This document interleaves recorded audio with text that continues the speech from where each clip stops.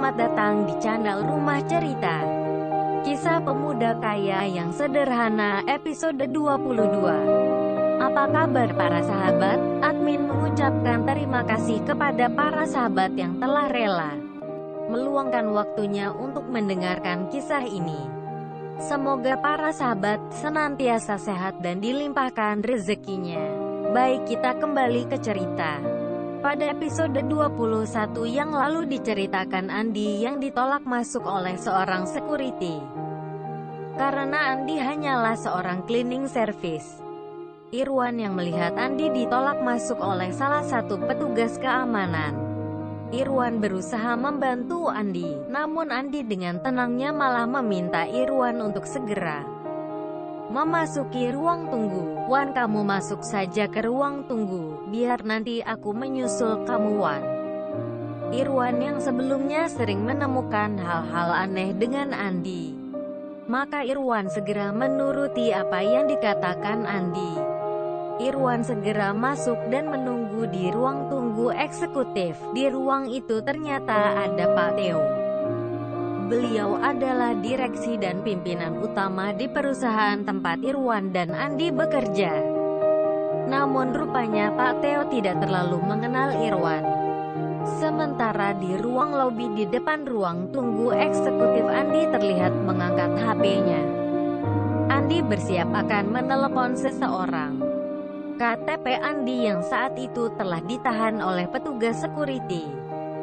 Namun walau KTP-nya telah ditahan, Andi tidak boleh masuk. KTP itu tergeletak di meja petugas security. Pada saat yang bersamaan, manajer security yang bernama Pak Alvin, yang saat itu tengah mengawasi anak buahnya, tanpa sengaja melihat sebuah KTP tergeletak. KTP itu kemudian diambilnya dan tanpa sengaja dia membaca nama yang tertera di KTP tersebut. Alangkah terkejutnya Pak Alvin ketika membaca sebuah nama yang tertera pada KTP tersebut. Andi Nicholas. Pak Alvin yang telah bekerja 20 tahun di perusahaan itu, dia tidak asing lagi dengan nama yang tertera pada KTP tersebut. Seketika itu Pak Alvin bertanya pada anak buahnya, "Siapa di antara kalian yang mengambil KTP ini tadi?" Pertanyaan dari Pak Alvin itu cukup mengagetkan para petugas security yang ada di tempat itu. Mereka saling bisik-bisik satu sama lain. Lalu seorang petugas yang bernama Pak Adam menghampiri Pak Alvin dengan sedikit terheran. "Selamat siang Pak, maaf, KTP itu milik pemuda berpakaian cleaning service yang sedang duduk di sana," kata Pak Adam sambil menunjuk ke arah Andi. "Saya Pak yang menahan KTP ini. Saya pikir dia tidak layak masuk ke ruang tunggu eksekutif." Pak Alvin kemudian mengamati pemuda berpakaian cleaning service itu, yang tak lain dan tak bukan adalah Andi. Hanya butuh waktu beberapa detik bagi Pak Alvin untuk mengenali siapa sosok di balik baju cleaning service itu, dan seketika itu wajah Pak Alvin terlihat tegang. Sambil menahan amarahnya, Pak Alvin berkata, "Adam, kamu sekarang juga push up 20 kali. Lakukan sekarang." Adam yang tidak tahu kesalahan apa yang telah diperbuat, dia segera melakukan apa yang diperintahkan Pak Alvin. Melihat wajah Pak Alvin yang tegang dan menahan amarah, membuat Adam semakin ketakutan. "Salah saya apa ya?" pikir Adam. Tiba-tiba Pak Alvin dengan setengah berlari menghampiri Andi yang tengah duduk. "Selamat siang Tuan Muda. Maaf Tuan Muda atas ketidaktahuan dari anak buah saya," kata Pak Alvin sambil membungkukkan badan dan menyerahkan KTP milik Andi. "Mari Tuan Muda, saya antar ke dalam," kata Pak Alvin penuh ketakutan pada Andi. Sementara Andi yang merasa jati dirinya telah diketahui, Andi kemudian berdiri dan berjalan masuk. Para petugas yang melihat apa yang dilakukan Pak Alvin hanya bisa terheran-heran. Mengapa pimpinan mereka mengawal seorang cleaning service Namun mereka tidak berani menanyakan hal tersebut kepada Pak Alvin. Sementara pada jarak 3 meter dari tempat itu, terlihat Ibu Maria, Direktur HRD, melihat Pak Alvin yang mengawal seorang cleaning service. Seketika itu juga Ibu Maria langsung mengenali Andi. Ibu Maria terlihat bergegas menghampiri Andi. Lalu sambil membungkukkan badannya Bu Maria berkata, "Selamat pagi Tuan Muda. Tumben Tuan Muda mau hadir di acara kantor pusat." Andi yang mengetahui jati dirinya telah terbongkar kemudian menjawab pertanyaan Ibu Maria.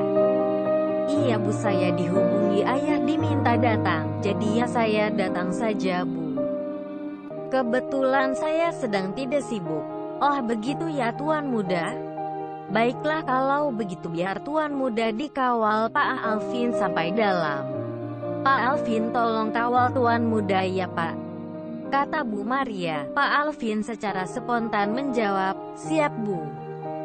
Percakapan singkat antara Andi, Pak Alvin dan Ibu Maria itu membuat Adam dan para staf yang ada di tempat itu menjadi ketakutan.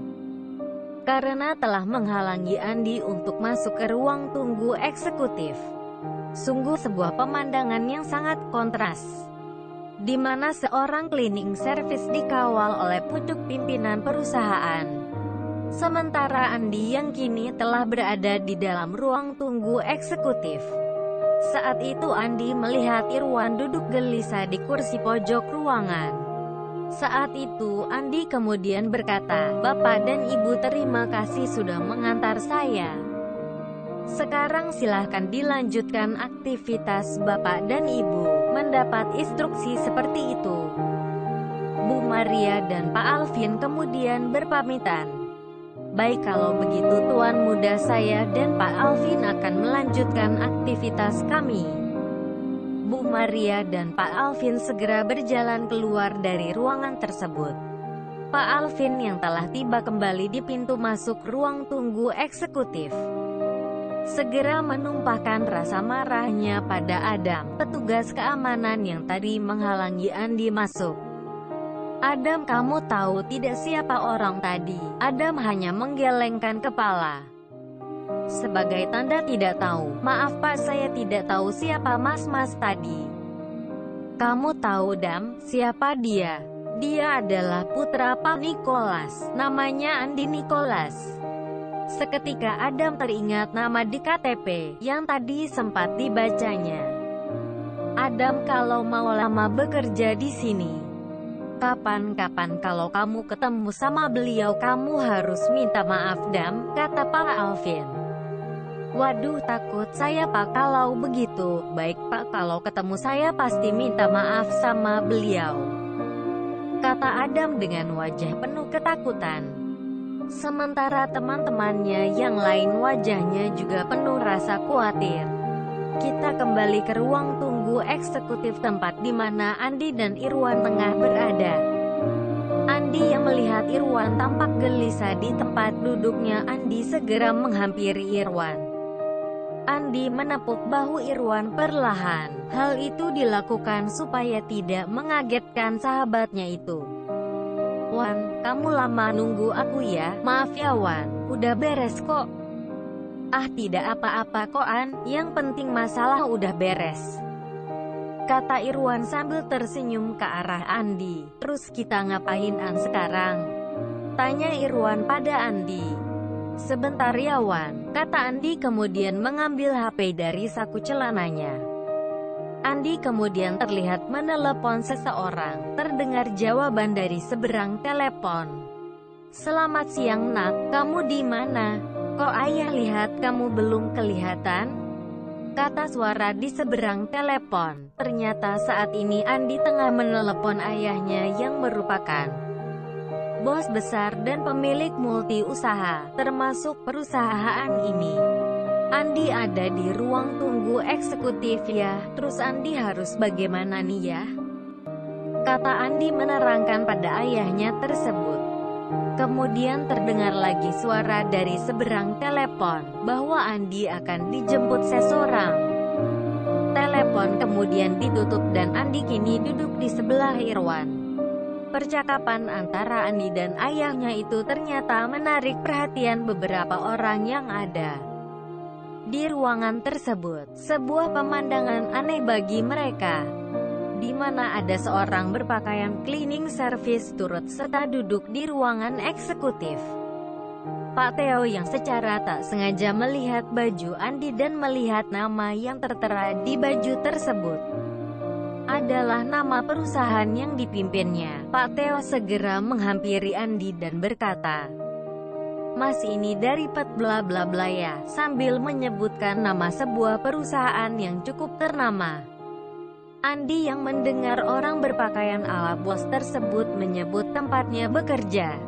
Andi kemudian menganggukkan kepalanya. "Iya Pak, saya dari perusahaan tersebut." Mendengar jawaban dari pemuda berpakaian cleaning service tersebut, Pak Theo merasa sangat aneh. Namun Pak Theo memilih untuk menahan diri dari beragam tanda tanya yang berkecamuk di hati dan pikirannya. Pak Theo kemudian duduk kembali di kursi tunggu. Terlihat saat itu Pak Theo dikawal oleh dua orang berpakaian rapi. Mungkin staf pribadinya Pak Theo. Kedua pengawal Pak Theo itu terlihat saling berbisik satu sama lainnya, membicarakan tentang Andi, seorang cleaning service yang menurut mereka, Andi telah berlaku kurang ajar, berani datang ke kantor pusat dan masuk ke ruang eksekutif pula. Mereka berencana melakukan sesuatu kepada Andi saat nanti telah kembali ke perusahaan. Sementara Andi yang kembali duduk di ruangan tersebut, tanpa disadari oleh Andi, orang suruhan ayahnya terus mencarinya. Salah satu orang kepercayaan ayahnya yaitu Pak Adrian. Pak Adrian yang telah mengenal Andi akhirnya bertemu dengan orang yang dicarinya. Namun alangkah terkejutnya Pak Adrian di saat melihat Andi berpakaian cleaning service. Itulah kisah pemuda kaya yang sederhana episode 22. Bagaimana kisah selanjutnya? Ikuti terus cerita ini, subscribe dan like ya sob, biar kita tetap temanan. Terima kasih.